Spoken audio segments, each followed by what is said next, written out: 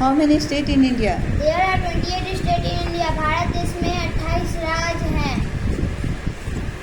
आंध्र प्रदेश, अमरावती, अरुणाचल प्रदेश, ईटानगर, आसाम, दिसपुर, बिहार, पटना, छत्तीसगढ़, रायपुर और अटल नगर.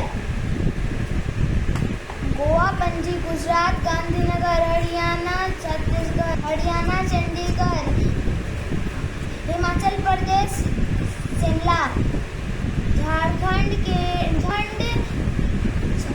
रांची, झारखंड, रांची, केरल, तिरुवनंतपुरम, कर्नाटका, बेंगलुरु, मध्य प्रदेश, भोपाल, मेघालय, शिलोंग, मणिपुर, इम्फाल, मेघालय, महाराष्ट्र, मुंबई, मेघालय, उदयपुर, मेघालय, शिलोंग, मिजोरम, आइजोल, मणिपुर,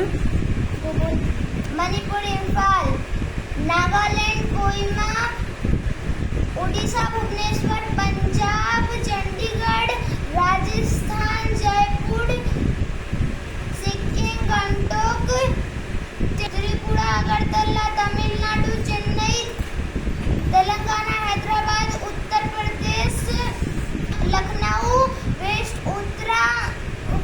उत्तराखंड, उत्तराखंड, देहरादून, वेस्ट बंगाल, कोलकाता.